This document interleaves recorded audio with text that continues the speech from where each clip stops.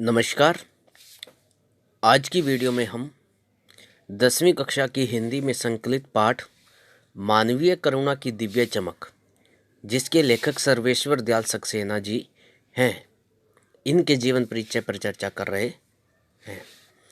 नई कहानी के हस्ताक्षर के रूप में प्रसिद्ध सर्वेश्वर दयाल सक्सेना का जन्म यूपी के बस्ती जिले में सन 1927 में हुआ। सन 1949 में इलाहाबाद से एमए किया। अध्यापन के बाद आकाशवाणी में सहायक प्रोड्यूसर के पद पर काम किया। दिनमान में उपसंपादक और बाल पत्रिका पराग में संपादक का कार्य किया है। खूंटियों पर टंगे लोग कविता संग्रह पर साहित्य अकादमी पुरस्कार मिल चुका है। सन 1983 में इनका स्वर्गवास हो गया था। तो इनका ये मुख्य संक्षिप्त में जीवन परिचय है। इनकी रचनाएं बहुकलात्मक। सर्वेश्वर दयाल सक्सेना ने हिंदी साहित्य की सभी विधाओं में अपनी लेखनी चलाई है।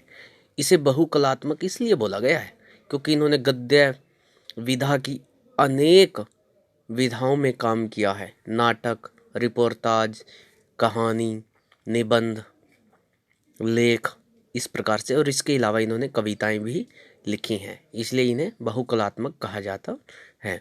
इनकी प्रमुख रचनाएं निम्नलिखित हैं। कविता संग्रह में जंगल का दर्द, काठ की घंटियां, खूंटियों पर टंगे लोग, कुआनो नदी। इनके उपन्यासों में सोया हुआ जल, पागल कुत्तों का मसीहा।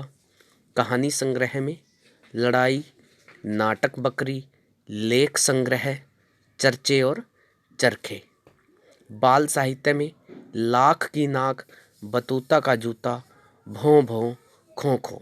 तो ये इनकी गिनी चुनी कुछ मुख्य रचनाएं हैं। भाषा शैली। सर्वेश्वर दयाल सक्सेना की भाषा शैली अत्यंत सहज, सरल, व्यावहारिक, भावपूर्ण तथा प्रवाहमयी रही है। कहीं पर भी असाधारण भाषा का प्रयोग नहीं किया है। लेखक ने अपने साहित्य में विविध शब्दावली को यथास्थान प्रयोग किया है, जैसे वात्सल्य, यातना, आकृति, साक्षी जैसे तत्सम शब्दों के साथ जहर, फादर, छोर, संकरी, कब्र जैसे विदेशित शब्दों का भी प्रयोग किया है।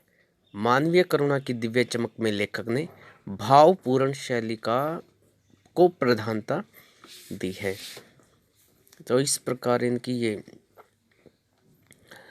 संक्षिप्त में इनका लेखक परिचय है। आपने इसे याद भी करना है और लिखना भी है।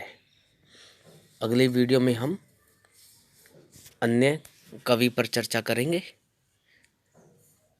धन्यवाद।